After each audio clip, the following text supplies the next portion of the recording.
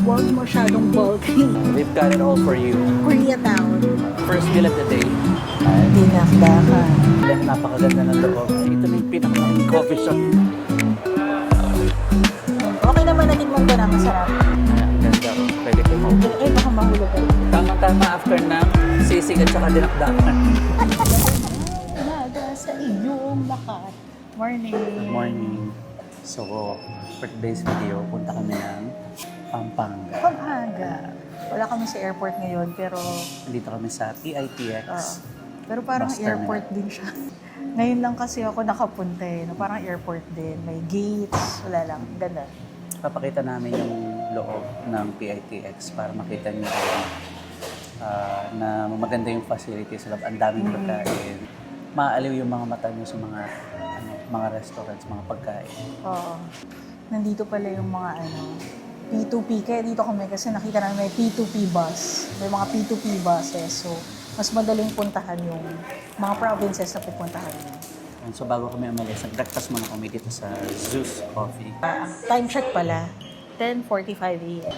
Samahan niyo ulit kami sa aming new series, Food Trip, kung may adventure. Tingnan natin kung may adventure. Mabagyong adventure if ever. Salpok na naman kami sa bagyo nito. Yes. See you guys. This massive transport hub located at Tostado Macapagal Boulevard connects Metro Manila to nearby cities and provinces. They handle about 32 in-city and 80 provincial routes daily. It's quite modern as they have centralized ticketing system, automated boarding gates, baggage handling services, and air-conditioned waiting lounges. Parang airport. Nice! Guys, travel tip number 1. Huwag masyadong bulky. Hindi nyo lang alam. Kala nyo relax lang. Hindi. Kasi squish ako. Nasa taas siya ng tiyan ko.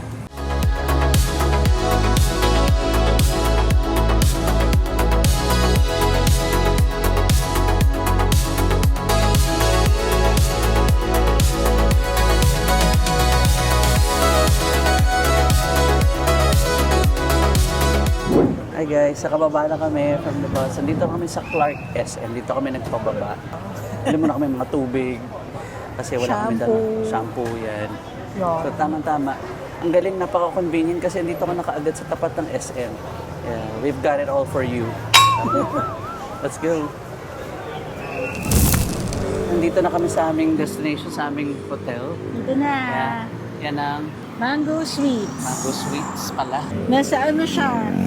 Mukhang maganda yung location. Nandito sa Koreatown. Dito to sa Friendship Highway, Friendship Koreatown. Highway, yan. Angeles. So makikita nyo, halos maraming mga Korean shops, tsaka mga Korean restaurants. Tapos malapit na rin siya sa bank. Ang ganda, may bank if kailangan mag-withdraw. Tapos meron na rin silang Kita yun. ba? 7-Eleven. 7-Eleven. May maliit, may Robinsons Easy Mart din. Yan. So, Dyan. So napaka-accessible ng ating hotel. Bababa ka lang kung kailangan mo ng mga gamit. Okay, so magcha-check-in na kami. Check-in muna.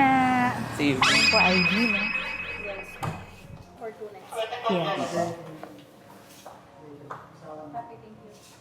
Dito muna natin lagay.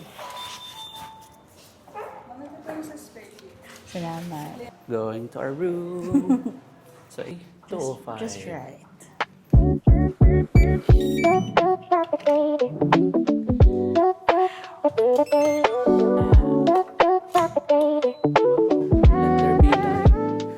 Guys, it's time for the room tour.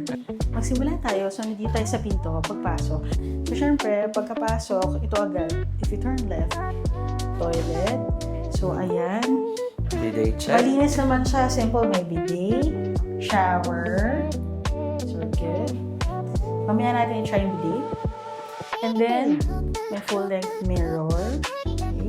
Tapos, ito ang talagyan ng wardrobe. Lagyan niyo yung luggage nyo, yung mga gamit.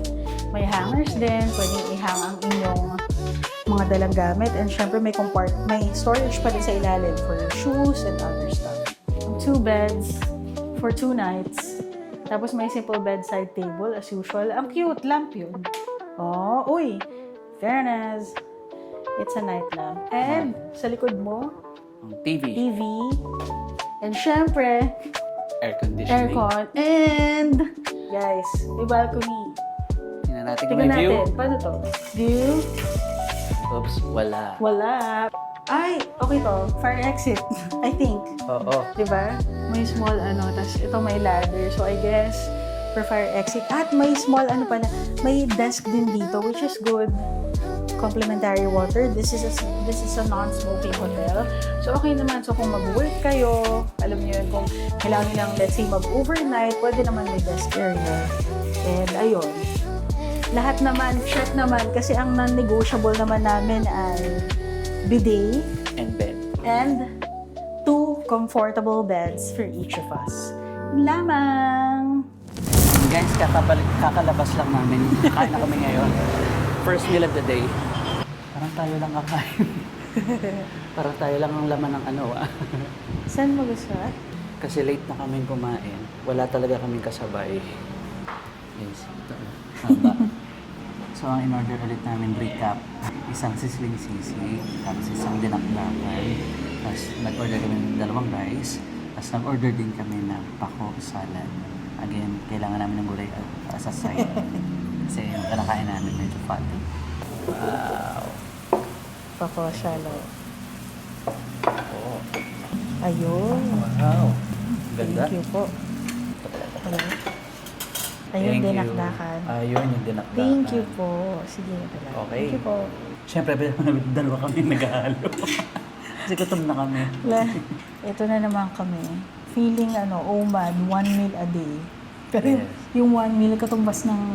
Siguro mga 2 days na kain. Oo. Ito ang aling lusings. Sisig. Sisig. Sisig. Dinakdakan. Dinakdakan. Nakakatugpan tuhod. Dinakdakan. Pako. Pako. Salad. So, sisentensya na namin. Dito galing ang sisig, favorite. Dito daw Kaya na-discover. excited ako dito. At sabi nila, ang original na sisig daw, hindi nilalagyan ng mayonnaise, ng itlog, ganon. Sabi, Lasa mo yung smoky, yung pagka-grill.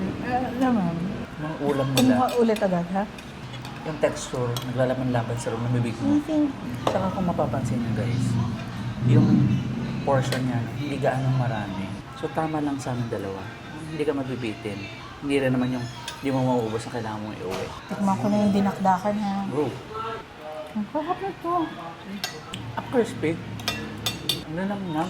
Lagyan mo lahat ng elements, pati yung kamatis. Okay, sabay-sabay. Let's go. Yan, tapos na kami lunch, breakfast, dinner Yep. sa Lusing's Sisig. Aling lusing. So, ang total na pinagbayaran namin is 905 Five. pesos. Mura lang, no? Dami na in-order natin. Ang dami na nun. 3 putahe na yun, Oo. tapos may 2 rice. 2 rice, 2 soft drinks. Oo.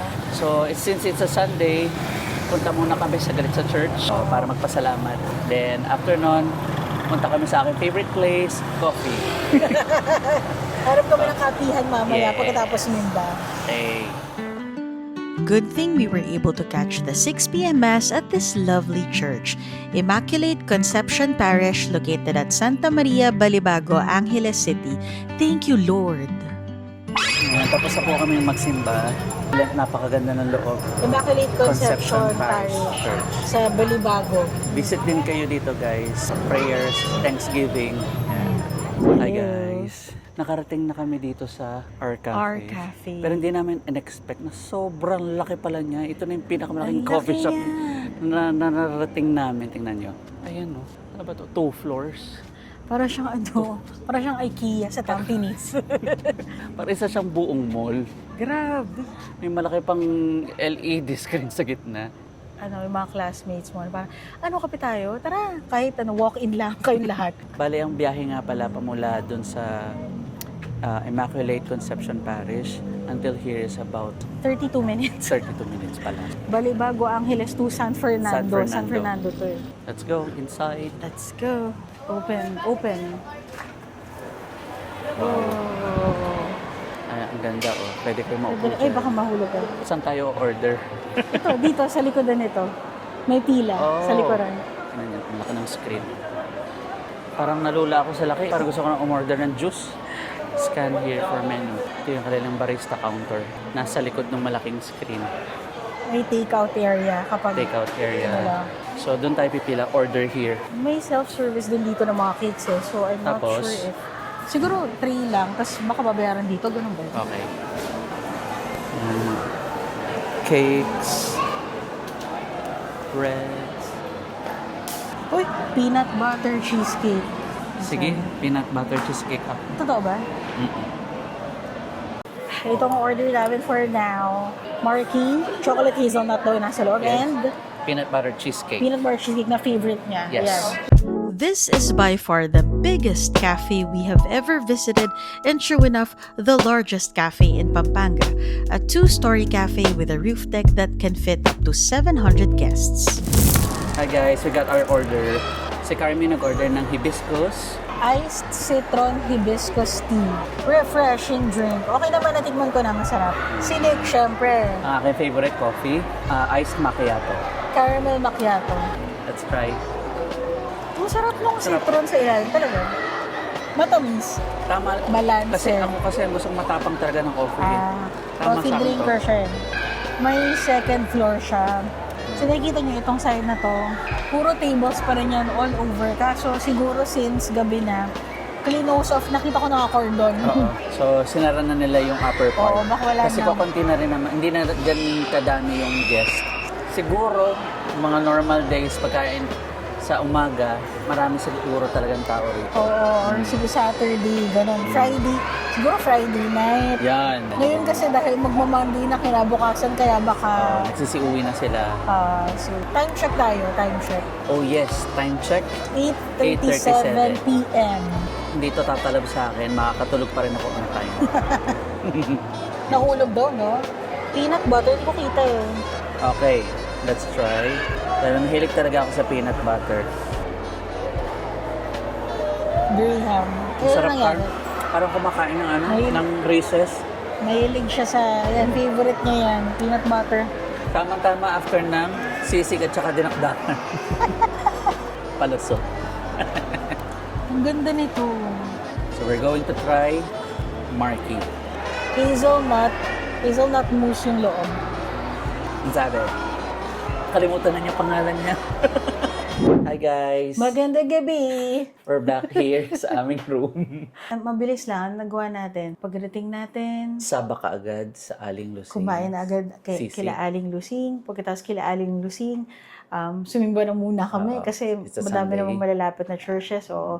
Tapos after, kami, nag-R Cafe. Hindi naman full meal dun sa R Cafe, parang sweets lang. Ganun. Actually, parang full pa nga ako sa kinain natin kay Aling Lusing. Ang mura pati nung kinain namin.